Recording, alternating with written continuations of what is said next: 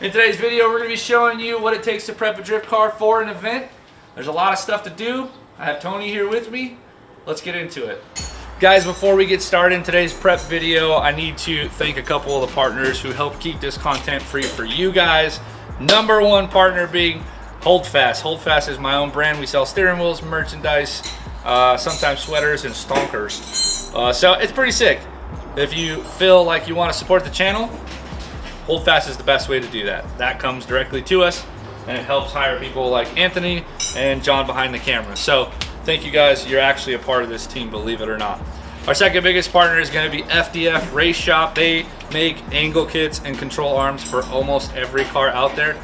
If it could be drifted, they make it. If it can be drifted and they don't make it, email them. Email Josiah directly. Tell him Micah said you'll make an angle kit for a Crown Vic. Maybe he'll do it, maybe he won't. Another partner of the channel is GT Radial. They provide us all of our rubber needs, from the F350 to the Pro car. Even the Corvette has Champeros. Even the E30 has Champeros. What else has Champeros? The E46 has Champeros. The Chaser has Champeros. So listen, head over to GT Radial, order yourself some tires. If you're local in the SoCal area, that's perfect because they're actually in Ontario and they do have a will call. So head over to GT Radial, get yourself some tires, get yourself some grip. Let's get into today's video.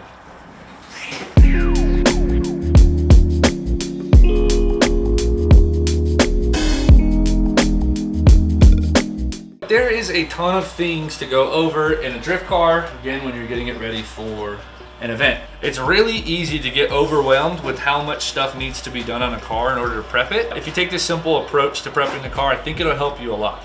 It's the same way we build cars. Our goal is to break the car down into systems. So we're checking systems. You could even just say systems check. So what I mean by systems is the first thing we're gonna look at is like the powertrain, right? So we'll go from the front of the engine all the way to the end of the axles. The next thing we'll do is like suspension. We'll look at our coilovers, we'll look at our angle kit, we'll look at our steering rack, we'll look at our rear arms and make sure all of that stuff is good and that nothing has come loose. And then we'll move into the interior, make sure all of our safety gear is ready to roll. And then after that, essentially a body check to make sure everything's good, because a big part of drifting is style, and the body is gonna be a huge part of how that visually comes across as style. So the first system we're gonna jump into is going to be the engine, and there's gonna be some things you really want to get down on. Obviously Tony's here, so this is gonna be a huge help. He'll be able to check that side of the engine, I'll be able to check this side of the engine. And pretty much even what he's going through right now is just putting a wrench on things. This is the hardest thing to do. It takes the most time. Is just go get a socket, go get a wrench and put it on there and see if it's actually tight. Now eventually when things are tightened and they're torqued down to spec, you can put like reference lines on them. It's what a lot of the big race teams do so that they can visually look at it. But it doesn't hurt to put a wrench on it. What I'll first do is kind of a visual inspection, right? Once you have torque marks and things like that, that's what you'll be doing for most of your car. But I'll do a visual inspection. We'll look at some of these wires, make sure all this stuff is plugged in, make sure none of our spark plug wires are touching a header or anywhere near the headers. And right now they all look nice and clear. One of the things that actually happened to me in Jersey is this air filter fell off. So we'll get kind of just a hand check real quick on that because it should be tight and it shouldn't have gone anywhere. But you don't really want to assume that things are good because that's typically how you lose stuff. All right, so again, we'll just put a wrench on things. So we'll go through the coil packs. These are all nice and snug. Those are good. And then once you get done with these, you can pass it off to the homie. He'll check that side. He passes your tool, passes you his tool. And then now we're running through the brackets as well to the valve covers. And just make sure that they're good. Now this is one of those pieces that you could totally put a quick little reference mark on. Boop, boop, boop, boop. Up the sides of these, no problem. But I know the engine's dirty right now because it's been sitting for a while and we're going to be cleaning it. But I like to try to keep this thing as clean looking as possible, but also oriented toward performance. So as you grow with your car, you'll learn where the problems are. You'll begin to find like these things, for instance, like The EJ25 guys, you guys know that those cars eat oil. The VQ guys, you guys eat oil. There's cars that eat up power steering pumps as well. Power steering racks will get slopped at 240 guys. With the E46 guys, we don't really have any problems because our cars are superior to all other cars. But when we start shoving all of this horsepower into it, then we start actually testing the German engineering that is in this vehicle and in this chassis. So as you grow with it, you'll learn. Like one of the things that we had happen was on our engine mounts, we were breaking them and they were cracking because the torque was so gnarly, it was twisting the chassis off the line. Anyways, those look good though. We were typically breaking them off this base down here. We haven't broken one of those in quite some time, so that looks good. None of that looks like it's moved at all. Our wiring still doesn't look like it's touching anything. It's clear of all the headers. Actually, no, there's this wire here that's touching on a header. That got moved out of the way, right? There's one wire down here that was touching a header. It needs to be pulled over in the... Zip tie? I think it's already zip tied. Yeah, it's already zip tied. It just needs to be scooted back over. So for instance, something like that. We just found that this power wire was touching the header just barely. And it's a high temp coating on the wire and all that because it's all nice fancy FTA stuff. But something like that melts through, arcs out your system. Now you have all kinds of problems and you're chasing your tail. For us, is going to be on the side of a mountain, or for you and I normally would be like at the track. So we found something. Wire's touching a header. No bueno. Needs to be pulled over. I adjusted it. Now we have about 1.5 inches of clearance. Slipped it back through the zip tie a little bit. It's good to go. We're looking for seepage as well. Our oil system here looks like it's good. There's no real oil, just regular dusty grime buildup from over time. So none of that stuff is leaking. That looks good. And then we're going to start getting into the fluids. Tony's going to continue going through a bolt check. We have a steering column thing that's for the neck system, but because it's in the engine bay, he's going to go over it. The next thing we're going to jump into is going to be the power steering system. Now in our power steering system, it's pretty simple. We have essentially 3 major components, but we'll just throw in the steering column as well, because some of you guys have aftermarket steering columns, some of you guys have BMWs with Guibos in them, and they need to be checked. In our system, we have a U-joint here and a solid 3/4 D-rod that runs up all the way to our steering wheel. So it's a pretty basic system, nothing crazy, but we have some set screws, so Anthony is going to be running through that. But in our power steering system, we have the steering column that needs to be checked. We have the rack and pinion that needs to be checked as well. Then we have the power steering pump itself. And then the last thing that actually helps keep the whole system alive is our power steering cooler. If you don't have a power steering cooler and you're driving your car and it begins to get kind of notchy as you drive the car, it's probably because the fluid's warming up and you need to put a cooler in the system. It'll help keep everything alive. There's 2 major rules to keeping systems alive in your car, especially the hydraulic stuff. Everything that runs hydraulics in your car needs to be cold and it needs to be lubricated. So if your oil, that's a hydraulic system, in your engine can stay cold and your engine can stay lubricated, then it's gonna last quite some time. If your coolant is staying cold, that's good. A lot of people don't know this, but your water is actually lubricating up the power steering pump on the inside, meaning that it's not running dry and heating up. The coolant is actually a part of lubricating it. So that helps keep it alive as well. If you can keep it cold and you can keep it lubricated, it will work for a long time. Same thing goes with your power steering system. So we're gonna pop this cap off. We're going to clean off our little dipstick here. We have some indicators on here. We have hot and cold and then add. So if it's at this line, we gotta add. It should be here when it's cold and it should be here when it's hot because fluid expands when it heats up. So let's throw this in here real quick. Pull it out. And she is over. It's over quite a bit, but that's how we run it because it works.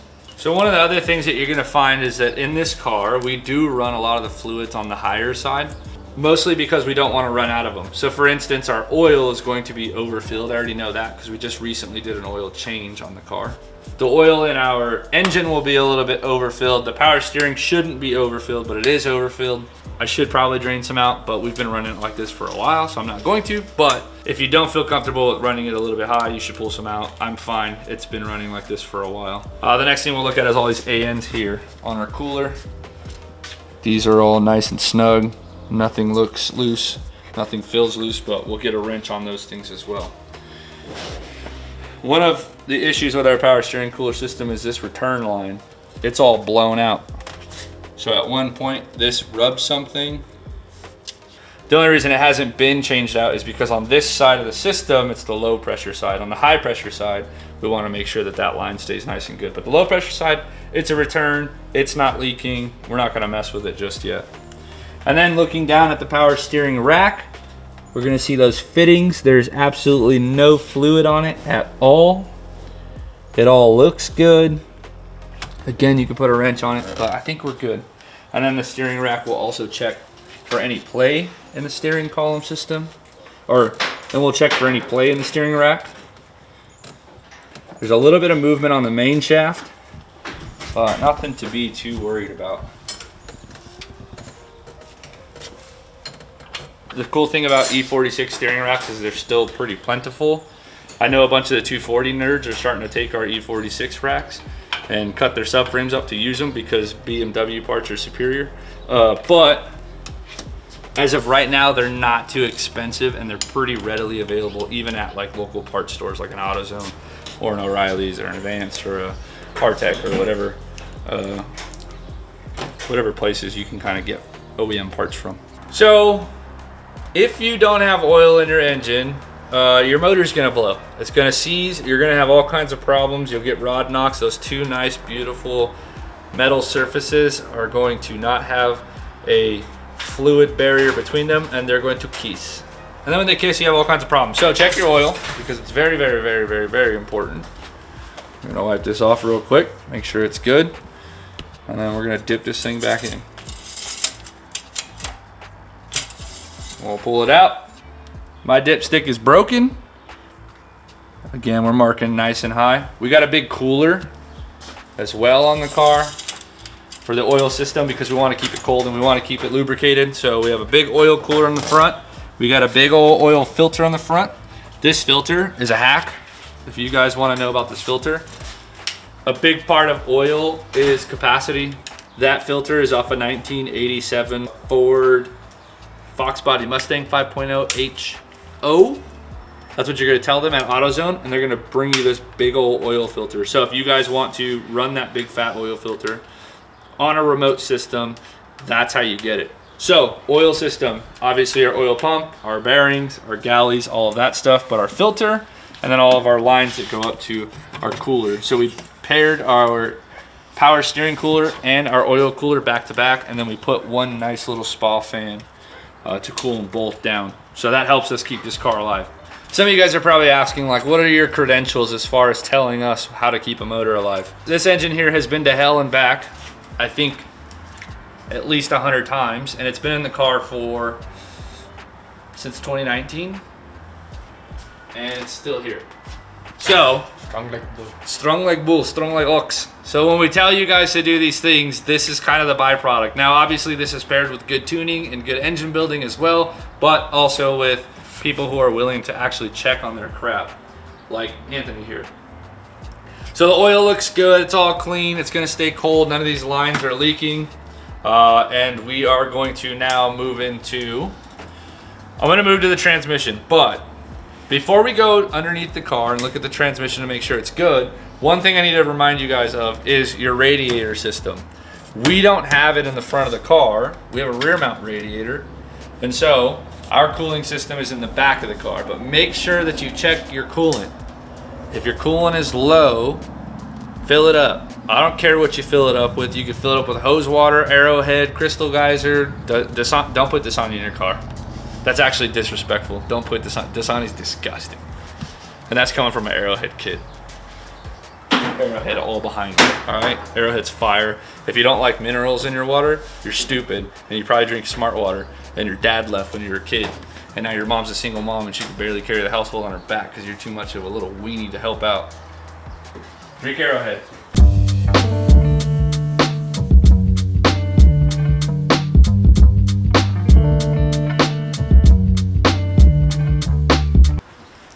Coolant, check it. Again, we have a rear mount radiator, so our reservoir's back here.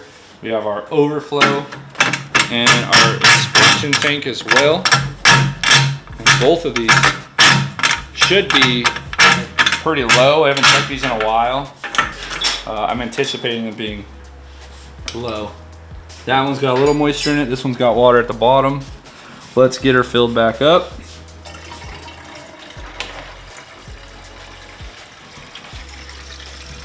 I can't see what I'm doing. No, I can. God, I didn't spill a thing. I didn't spill a thing. And you come along. Spill it all everywhere. Add a little bit to the overflow. Or our expansion tank. And then, we're blessed enough to have an EWP, which is an electronic water pump. And it's actually mounted underneath the car, and when we go into the car, we'll check that as well. But one of the things we can do is I can power it up and get the water flowing and make sure that the system's bled. So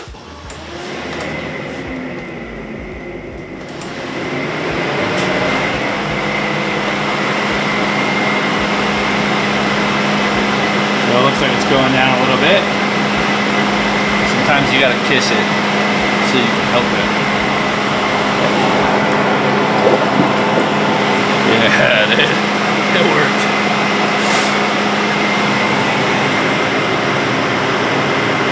The other thing too is that the system does have the mechanical pump obviously on the engine, and so we'll be able to get a full bleed once the car is up and running as well.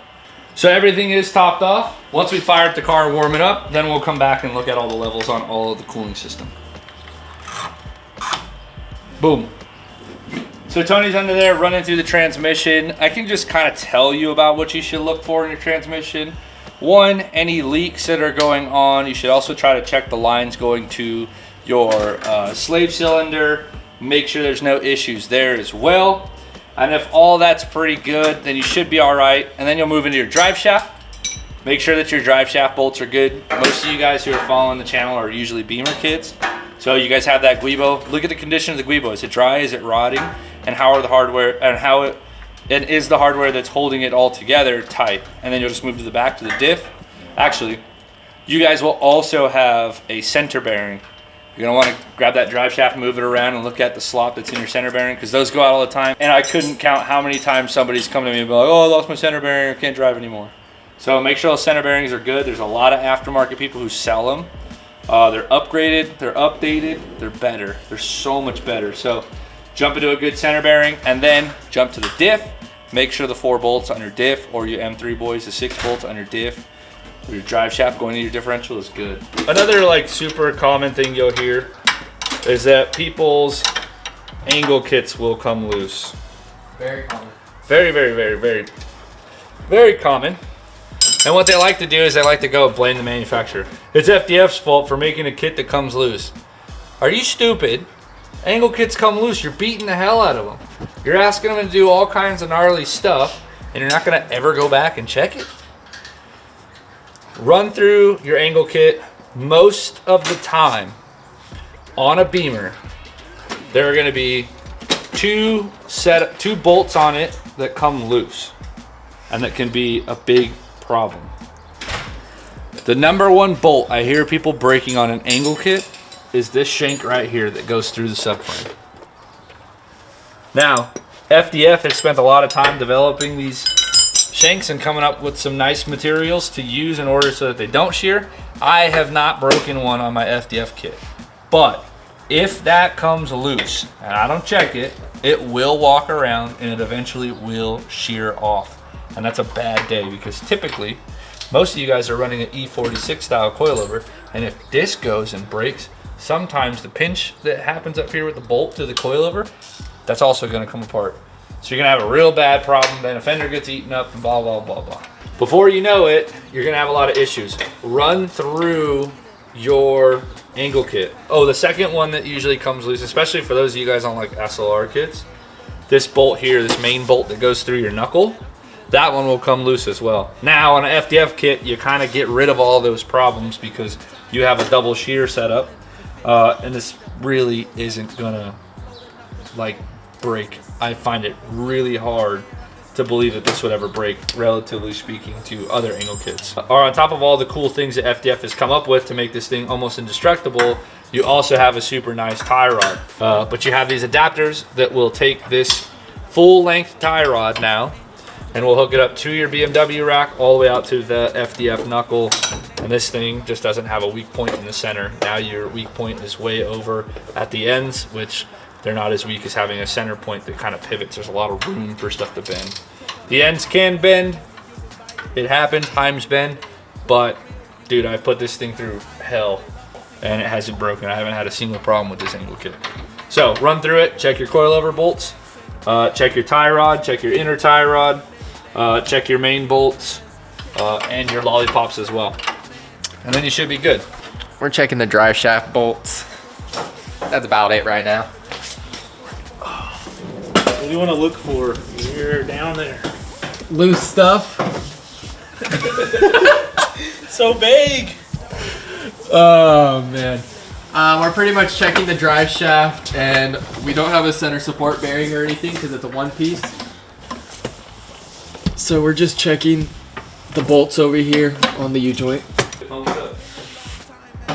So with the rear end, with the bolts going into the quick change, you tighten those suckers down all the way, you run the car, bring it back in, tighten those suckers down again. No Loctite, make sure the threads are super clean. That's all you need to do. So I'm actually not doing the axle bolts right now. I am real fast just making sure the cover is snug. Nothing came loose. After this though, I will be checking the inner axle bolts. Get those suckers in there. Just make sure they're good and tight. So I'll do the driver's side too while it's just in that rotation, and then I'll put it in neutral, rotate the axles together, and then check the final 3 on both of them. Again, you just want these bolts as clean as you can get them. No Loctite or anything. Run a heat cycle, tighten them down again, and then you should be good. And then whenever you do a bolt check, just double check your axle bolts. I've lost competitions because axle bolts backed out. Yep. So Tony's locking in the rear end. There's only a couple of suspension bolts really to check on that. The coilovers are pretty easy to go over as well. Again, the whole idea, to keep the car on the track, you need to have time in the garage. You need to bolt check. When we first took the Chaser out to Winter Jam, was the first time we actually drove the Chaser, and the car had 0 problems, and everyone's like, why do you have 0 problems? It's like, because we spent about a week going through the car prior to going to Winter Jam. Then when we showed up to Winter Jam, we didn't have to work on the car. We just did lap after lap after lap. And this is what goes into making sure that your car stays together, making sure that you stay on the track. So if you want to have a good weekend, have a good week prior. That's how you keep the cars together. Really, it doesn't even have to be like a week of prep or anything figuring it out. It's just really a good solid day of going through and doing a full bolt check on the car and fluid check and everything, just making sure it's all good. Yeah. It's definitely doable in a day if you know your car. Realistically speaking, like, yeah, you probably need a few days because most of you guys have like normal jobs where you're not at home all day. But like, for instance, we've been doing this so often and we've done it for so long already that we pretty much know the size of the wrenches that go onto everything on this car. So we have all of our tools. We're not looking for tools. All that stuff is organized and put together. The car is maintenance often, so the time frame on bolt checking gets smaller the more you do it. Tools are ready, the brain works. We know what needs to go everywhere. And then you just run through your system. So Tony wrapped up the rear end. Rear end's pretty much done. The last thing to go through is the fuel cell. Now Radium makes some super fantastic products, and we are sponsored, but this fuel cell has been in here since we built the car. Yeah. It hasn't come out. It has zero service to it. The pumps haven't been messed with. Even the fuel filter hasn't been cleaned out at all. It's got a really nice one in it. None of this stuff is messed up, but we're gonna go ahead and just run through it real quick. Make sure it's good, because one of these little tiny wires coming loose and you'll be chasing your tail for the whole freaking day, wondering what the hell is wrong with my system. All in all, bolt check your car. You need to get used to doing this. It's going to keep you on the track. Everything gets locked in really fast. The team gets dialed. So they're not having a struggle when we're working on the car at the track. Chances of the car having an actual problem at the track, as long as I don't crash, are pretty slim, because we've already been through the car. We've also used really good parts and partners to make this car. And ultimately, again, you're just gonna have a good time. You're gonna have a better time drifting, instead of these people who cry about, like, well, I built a drift car and the thing breaks all the time. Like, yeah, how many times have you ran through it? What kind of parts are you putting in it? Is it a bunch of Amazon crap? Like, your drivetrain is gonna cost you money. You're gonna go through axles. You're gonna go through tires. It takes time, but you can minimize those things if you, one, the internet's a huge tool. There's a ton of things you can look up. You even are watching this video. There's a ton of things you can find that'll give you tips and tricks on how to do things. And then you're just on the track. And that's the whole goal, is like, get on the track, stay on the track for the weekend. Don't spend time in the pits other than putting fuel in the car and changing tires. The rest of it should be like you're enjoying.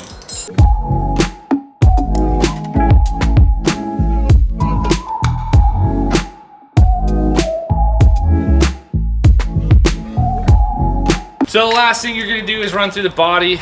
It's kind of self-explanatory, but there's a couple of things that you really want to try to get away from. Those things being zip ties and Tech screws. That's how I started off. There's plenty of evidence of it on my channel, that's what we did back in the day. But we've moved forward, we've progressed. And then you just go around, look at your fenders. Make sure your fenders are good. Again, get a wrench on them. Tony actually already went through all of this hardware. So all these are legit and locked in. Our skirts are held on with some bolts as well.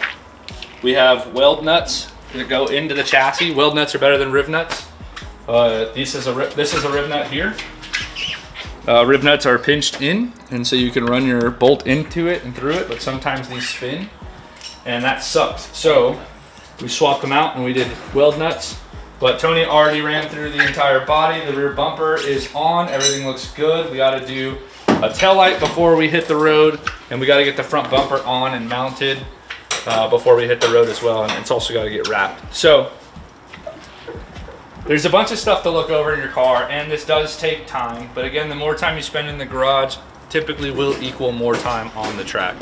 So get a homie, get together, run through your cars together, have a pizza party, whatever, help each other out, help each other get to the track so you can go run tandems with the boys. Anyways, I gotta wash my car. It's good kicking it with you guys. I hope that this video helped. If it did, go ahead and leave a like. It helps out the channel. Go ahead and subscribe. It also helps out the channel. And we appreciate you boys. We're gonna try to bring you more content more consistently. And I hope that you've seen that lately. I hope you like it. So stay safe and hold fast, boys. Later.